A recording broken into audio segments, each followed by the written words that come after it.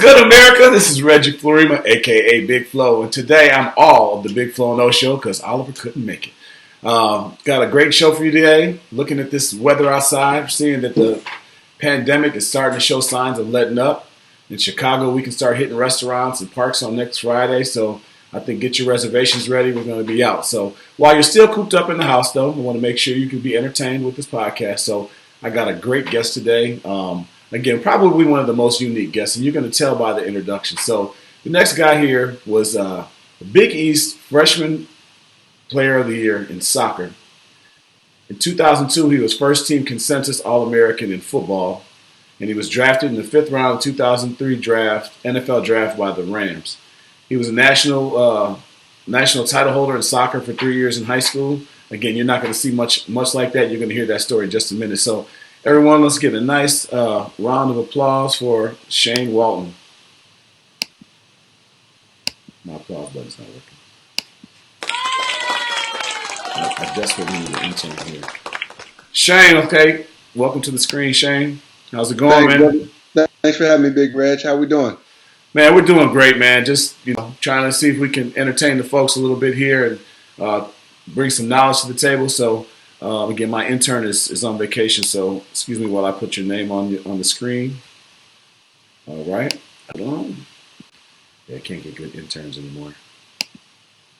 If I ever had one. So, anyway, thanks for doing the show, my friend. Again, you have a unique story. For those of you guys who don't know, Shane Walton played at Notre Dame, if I didn't mention that in the introduction. Went on to play in the NFL. But he's got an interesting story. I've come to know him through the years, and we've gone to be really good friends. But again, he's unique. So, like I mentioned, he was an accomplished soccer player and an accomplished football player.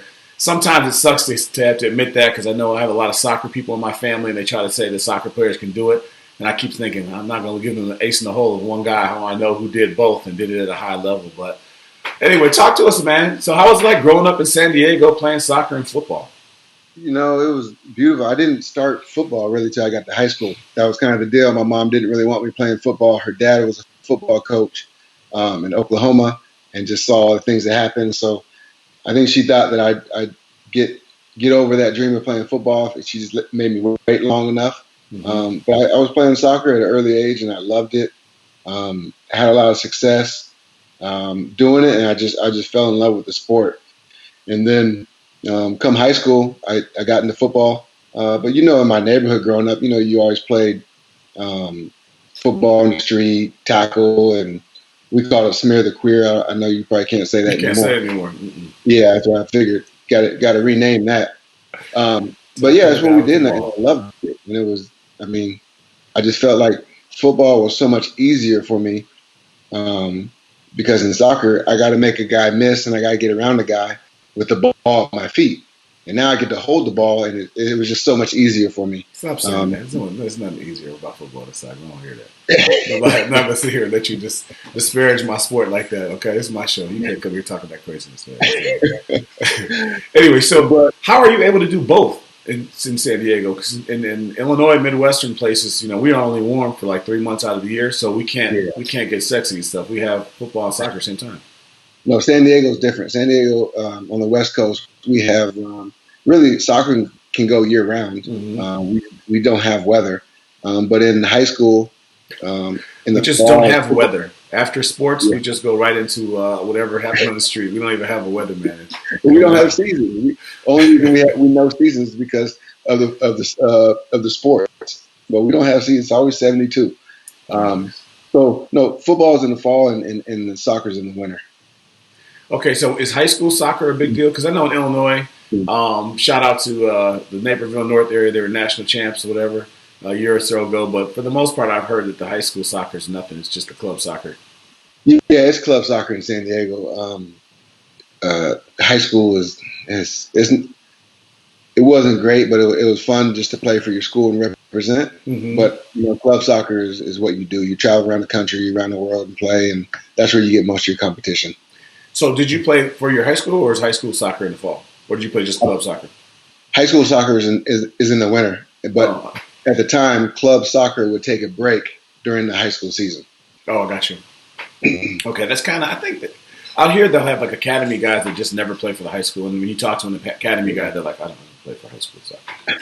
Same with the hockey people. I don't play high school. Yeah, you know what? That is the case here in the last probably 10 years, but they just changed it. That's not going to happen anymore out here.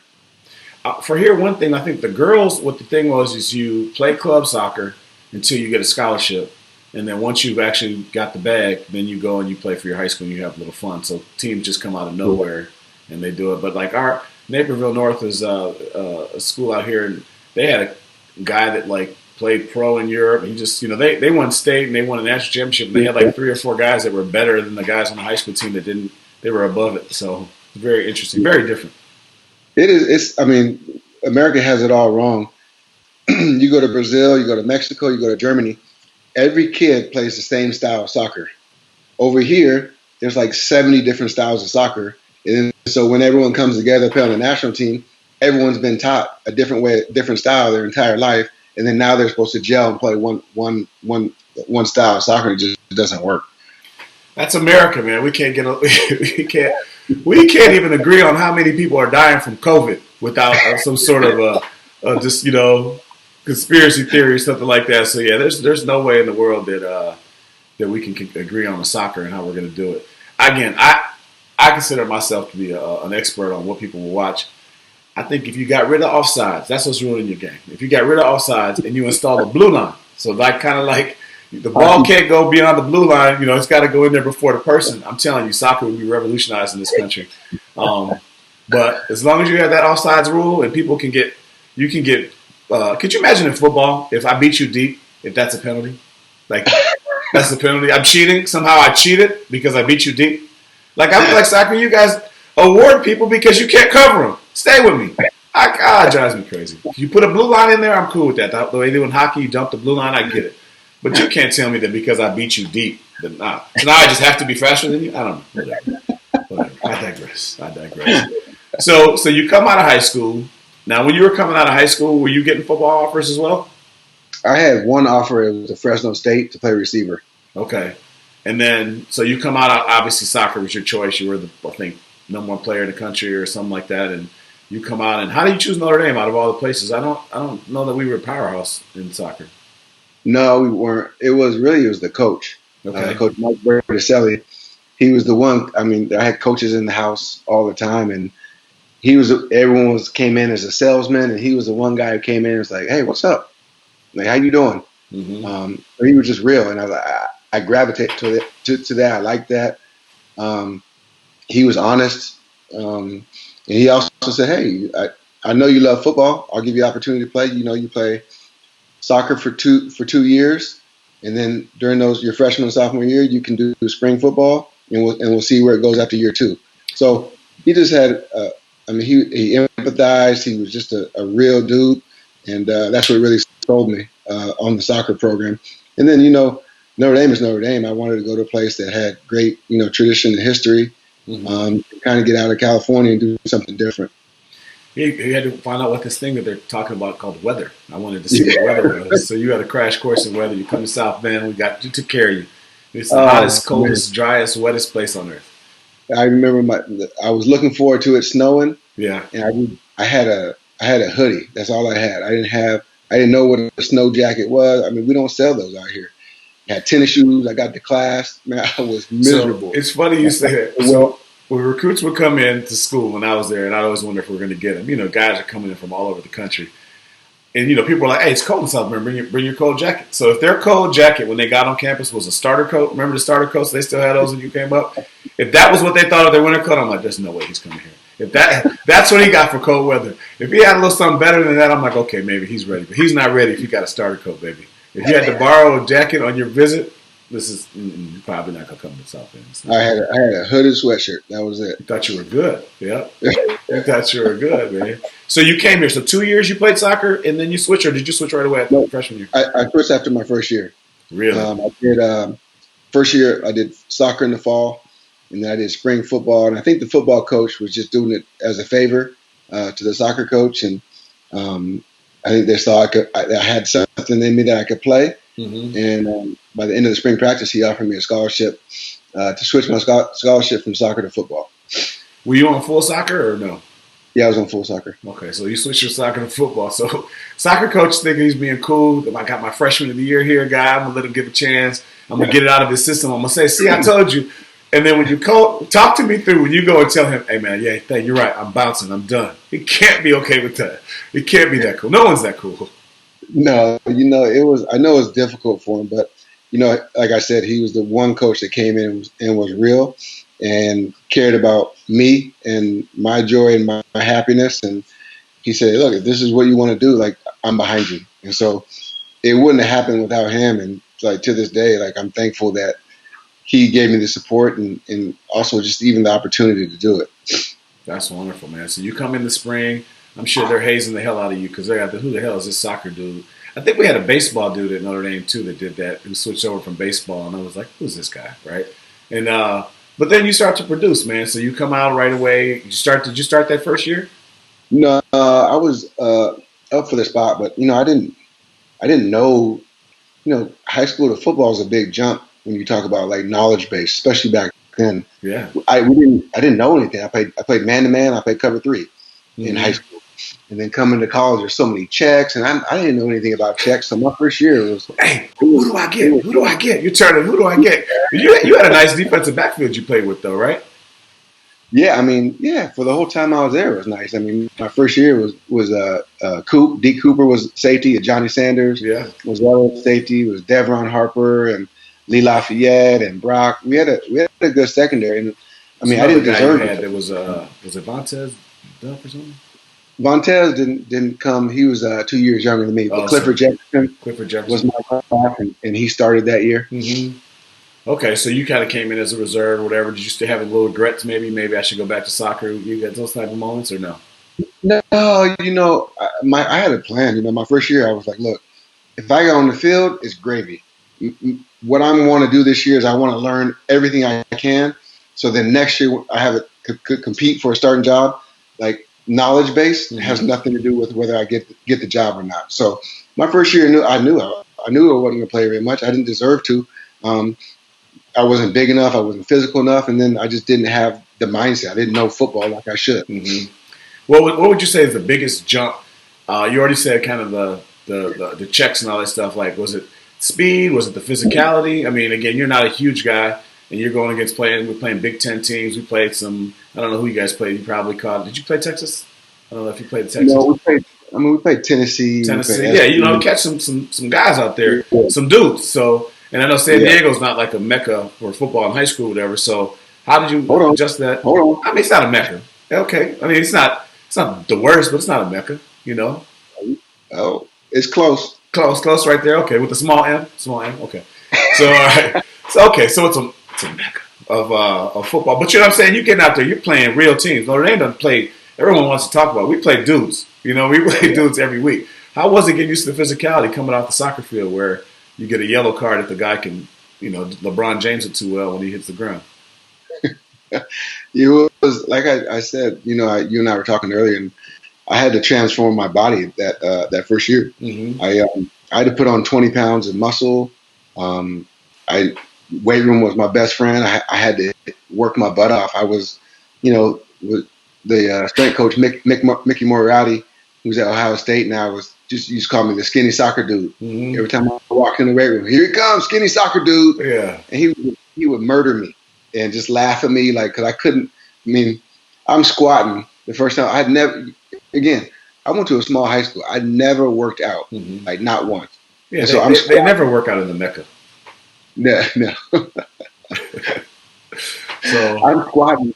I got what is it? I got 95 pounds on the squat rack, and people are looking at me just like laughing. Those are soccer records too. That would have got you on the board for soccer. It's 95-pound squatter. Let's go. I just didn't know what to do. I didn't know like my form. So I had to, again, like I said, it was a learning year for me. I just knew nothing. It was really humbling because, I came from soccer and I had this incredible year. I was leading the country at one point in scoring. I'd go places and I'd be triple team, double team, and they just kick me every time I touched it. Then I come to football and like, I'm nothing, I'm nobody. I can't even lift.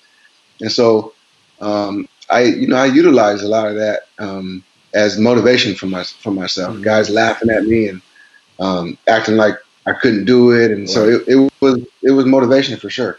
It's got to be. I mean, it's a challenge. You're coming in, and obviously you're a likable guy, so you're going to do well in the locker room. But you get in there, and people are like, "Who the hell is this soccer dude? There's no way I'm going to let this soccer guy cover me. I know I'm going to." So people are coming at you. This is football. This is a completely different thing. But then I'm sure all the soccer people hate your guts now because you quit. You do all that. How could you walk away from soccer and go do that? So now you're a man without a country. You're just a man on an island right there. Which hey, for DBs, I guess if you can be on an island, Shane Walton Island, you can make it work. So. It's funny. It's like all the soccer guys are like, "Look, dude, if I had the opportunity to do that, I would do it in a heartbeat." Mm-hmm. Playing football in Notre Dame is one of the biggest things you could do in college football, Yeah. and so to have that opportunity is like all the guys, they understood and they got it. Well, fast forward. So now, here's a guy with one offer, can play receiver, Fresno State, and soccer guys coming over, lifting weights or whatever, work your ass off. And then 2002, you're a consensus All-American. And so I got to tell a funny story about this, right? So I meet Shane's beautiful wife. This is the girlfriend, and I know this is going to be the one because you bring your girl home, right? You bring her to see your parents, you make high school, whatever. So me and Shane are out there, and we're walking around with Jessica, and we're going through the stadium, wherever. And I'm like, "Let's go to the seat." You're like, "Nah, I think somebody told me my picture's here, so I just want to see it." And I'm like doofus. I don't know what he's talking about. I'm walking with him. I'm like, dude, we've walked the whole stadium. So here it comes. And at this point, Shane's humble. He doesn't tell you things, and I don't really pay attention. I see from the rafters of the stadium a humongous, like 20-foot banner, Shane Walton, consensus All-American. And I didn't at the point. I don't know. I just had a moment. I'm like, consensus. I think that means. That's what made me laugh. I think that means that you're on everyone's list. That's consensus. Like you made every All-American. I think that's what that means. I was like, "Oh, is that what that means?" And I turned to Jessica. She's all batting her eyes. I said, "This dude's about to get married. Look at this. He's going to come out here and act like he doesn't know he's coming from the rafters, that he's a legend around here." But that's what you do. And you got a beautiful wife and two beautiful kids out of it. So I think, it worked out. Some people had to go that deep, but, hey, you're doing that. But anyway, I digress. So you're a consensus All-American. You had to be thinking like, man, who would have thought that we were going to get to this when you decided that you came to Notre Dame to play soccer, right? I love you not even give me the chance to have a rebuttal. You just It's my show. skipped. It's my show. It's my show. Moving right along. We got a strict timeline right here. We got a strict timeline. I tell the story, we all get a laugh, and then we keep moving. So, so you go in 2002. You're All-American. You're coming out. You get drafted by the St. Louis Rams in the 5th round. Talk me through that. What does that feel like for soccer? Again, there's a story behind everything. Originally, it was the Bears, it was Carolina, it was Tampa, and like 2 or 3 other teams that said, "Look, if you run under a 4.5, we're taking you with our first pick." Mm-hmm. And I'm not gonna say I was like a top 10 guy. I was like, 28 to 32. That's who I was. We're talking about it. Don't had to explain. We're talking about a very exclusive club, so who cares? Go ahead. And so I get to IMG. That's my agents. They're like, "Look, we got the best people. We'll get you under 4.4. Go out there. First day, I run like a 4.48. I'm like, I'm good. I'm just gonna get better from here. I'm already first round. Now let me work my way up. And man, I hurt my back probably 3 weeks before the combine, and I was so over just training for the combine. I was like, you know what? Everyone told me don't run, don't do it, and I just wanted to get over with. And I went in there and ran like a 4.6. 4.67. I just looked you up. 4.67, and you can't do that for a corner. That just killed me. And so it ended up getting drafted in the 5th round. But it's funny, I probably lost like $5 to $8 million in that whole process, but it was actually the best thing for me. I learned so much about myself, and I learned so much knowledge-wise from the people that were around me in that organization, and it was really a blessing in disguise, and it really like catapulted me to be where I am now. Just some of the people that were in that locker room that had an influence on me. And so after a year, your back gets hurt more, and you leave football, correct? Yeah, I ended up having season-ending back surgery my rookie year. Mm-hmm. And I could never get over it. I'd come back, and the back is tough. You can't favor the back like you can favor an ankle or a knee or a shoulder or something. Your back is in the middle, so you're in bad shape. There's So nothing you can't tape up a back. There's nothing you can do. Your spine is your spine, and like there's no like wrap. There's no taping mechanism that could make you okay. yeah, So it was brutal. It was like a punch in the gut for sure. Just you have this lifelong dream of making it professionally, and then you finally get there, and then only to be have this injury or something out of your hands, and it's just you get dealt with things and you adapt and yeah. you move forward. Most people don't get a chance to choose when they leave this sport. You know what I mean? And you got to achieve that Yeah, stuff, so it's fantastic. I mean, I want people the people listening to the show to hear your story because we talked about on the show. We've talked to recruiting coordinators. We've talked to college pro coaches. We've talked to different players, and just to see a different path and how people can go and think their kids like I've coached youth football a lot, and I get a lot of people come to me and say they can't. Oh, this person can't do this, so this person can't do that. Oh, he's not going to be big enough.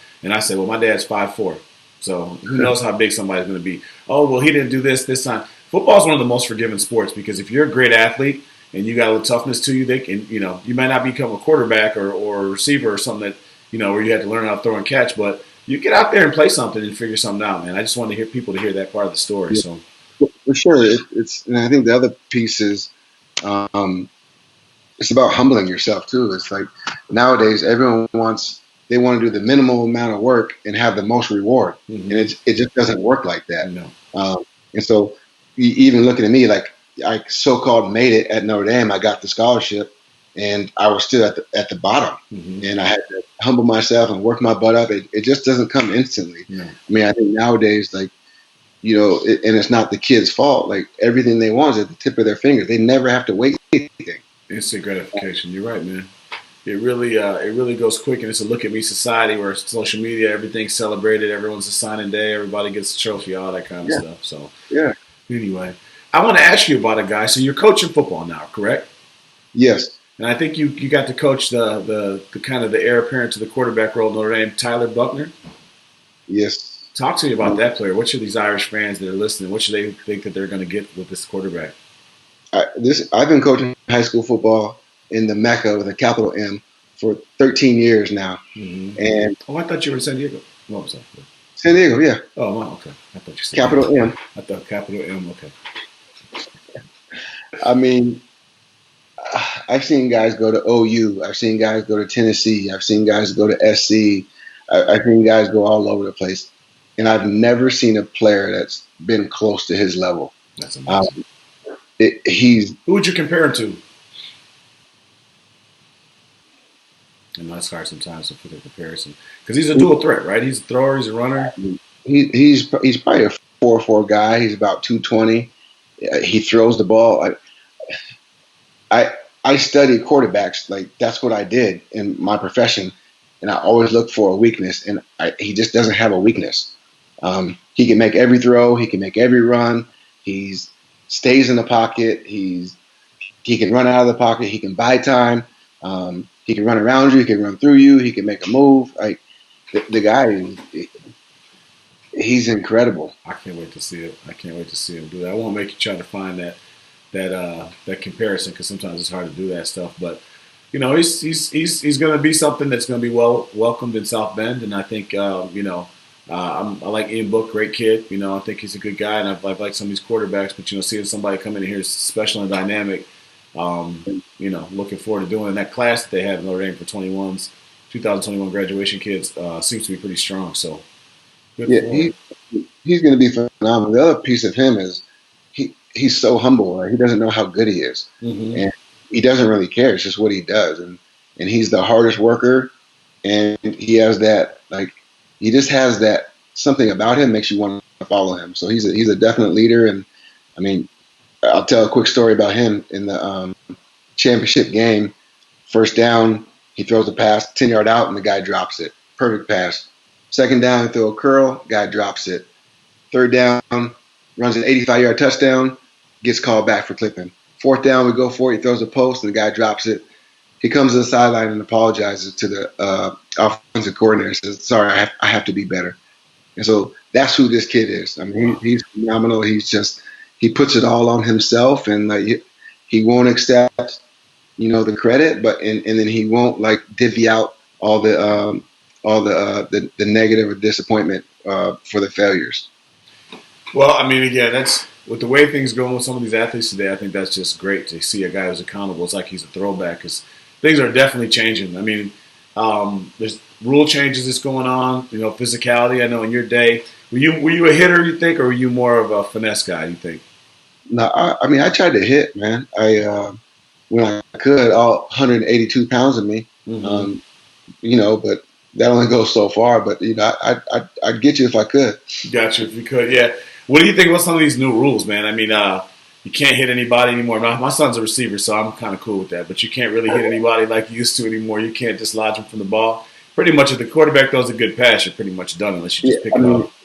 it's almost turning into 7-on-7. It's like, what can you do anymore? Yeah. Um, and to me, I look at it, it's like, I think it's worse now. Like there's a lot of injury contact ACL tears. Guys Mm-hmm. you have to tackle low now. Like I it's the only know. place you can tackle. And so you're planning. I go through your legs, which is the only spot I can hit you. I know. And then now you tear your ACL. Like as a football player, like you want to hurt the guy, but you don't want to injure him like that.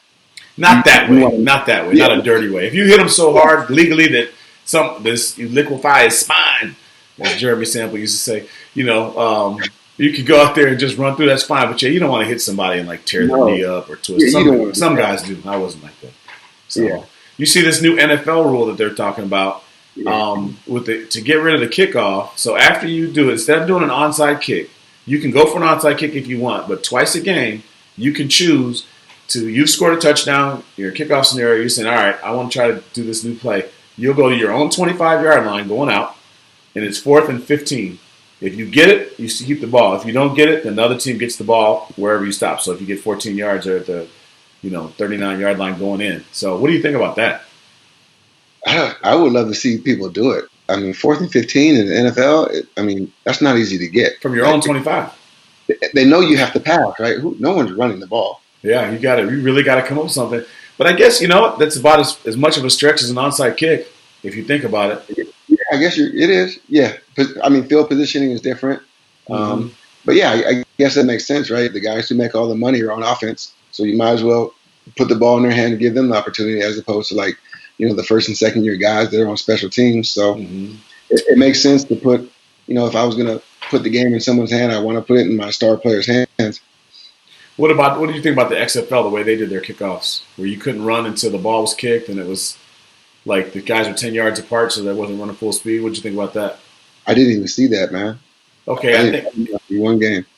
it was actually not too bad. We had Coach Jay Hayes, who was gone from Notre Dame before you got there. He was on him and his brother coached the St. Louis team.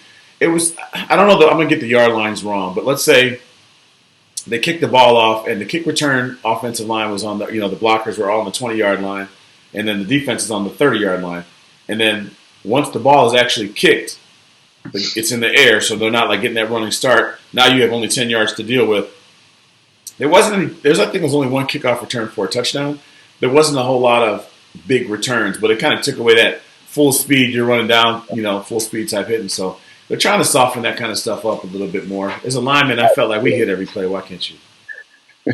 I remember being on kick return team. Mm-hmm. We played Oklahoma, and for some reason, our coach had me as a center on the front line. And so my job is to run back 25 yards and then to run probably another 5 yards forward and then block this guy who's a tight end or a DN.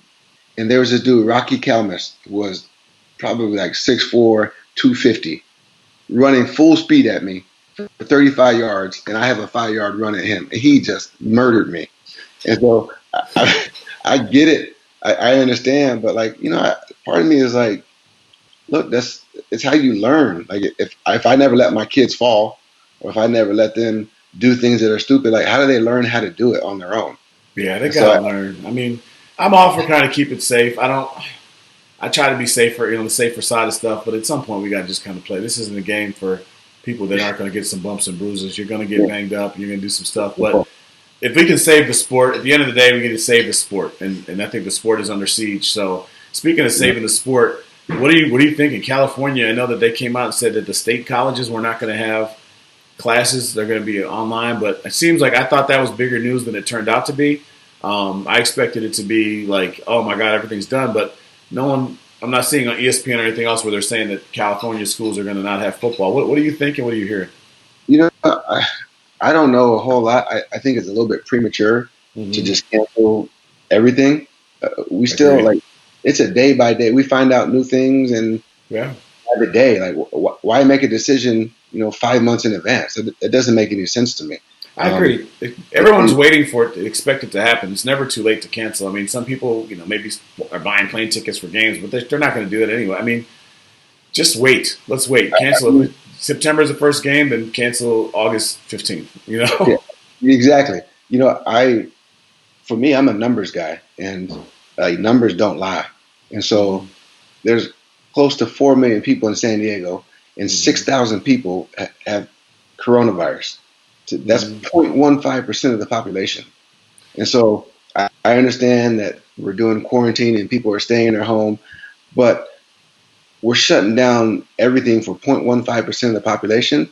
And of that 0.15%, I think 10% of those people have died, if that. And Yeah. so now you're talking about 0.0035%. Like, that's less mortality rate than the flu or anything else. And so, The other thing I'll say, and I don't want to get derailed too much on this topic, but a couple things is if we didn't quarantine, would those numbers be worse? Most likely. And two, it's the people who are dying that, I never known anyone to die from the flu. I don't know if you've ever known anyone to die from the flu, but like people are it's not, dying every day that were otherwise walking around normally. And a lot of them have pre-existing conditions, but they weren't like bedridden to die. So the fear factor is how much worse could it have been? And you don't know what you don't know. First, you're hearing about people having this horrible death where they're dying, with a pneumonia type death, which is a really horrible way to die. And it's like they had to react. So I don't begrudge the government for I'm sure there's political side people on both sides doing it, but we had to be cautious. I think right now they're realizing if everyone wears a mask, you can walk outside and be a little safer. But I'm super biased, so don't ask me because I want football to come back. So I'm tough person to ask, yeah. man. I also just think too that, like, at what point, like, how many millions of people don't have jobs and don't have income? And so at what point does that start to get dangerous where, you can't feed your kids? What are you going to do? You're going to do whatever you need to do. And so it's like a balance is what do we weigh? But Yeah, the I whole think we're thing, at a point in this country from a morale standpoint. And if you don't have a morale, like where do you have it? People are just downtrodden. I think it's worth a shot to try to see what we're going to do. We can't wait we to need zero. We can't wait till zero cases. We got to try to open up some sort of safety and people just do a little bit better. Like we're nasty as a society. People don't wash their hands enough. Things aren't clean enough. So we're going to get a little cleaner out of this. People wearing masks around. Some people disagree with it, but I'm like, okay, if I walk into a store and I have a mask on, I'll get used to it. You have a mask on. I put some Purell in my hands. At the end, and we're done. Okay, so how inconvenient was that? Okay, the restaurants, I don't really need to be inside a restaurant right now. I can eat outside, do it. There's other things we want to have to do to see if we can stop this. And if we can stop it and get back to normal, let's get back to normal. Because it is depressing. I mean, being home, it's like Groundhog's Day. Every day is the same. yeah, we need hope. We do. We do need hope. So, well, I hope we have football, and I hope everything works out that way. I think it's been great to have you on the show today, my friends. I'd love to see what you're doing. I wish we could have got a little bit more into some of the stuff you're doing for your charities out there, helping with the testing. I know that Shane's done a lot of stuff to raise money for inner city people in San Diego to get into some of the better private schools, different things of that nature. Is there any sort of a website or something out there people can look if they want to hear more about that charity? No, it's pretty much takes care of itself now. I Okay. appreciate you mentioning that. You were a big piece of that. We raised a good lump sum of money when you came out the two times. That I don't even really need to do any more funding. We have so much money in there That's that fantastic. it just takes care of itself. So Too much money. thank I you for love that that. problem. Okay. Well, that's good. Well, everybody, thank you very much for coming in, tuning in today. Shane, thank you so much. We'll definitely want to have you on again. Hopefully, we'll be talking about a game that we just watched or something like that. But we're looking forward to it, man. So, without All right, further ado, we out, my man. appreciate it, Reg. All right. But now the day has come. But let you know where I'm coming from. Yeah. You know, baby, what you done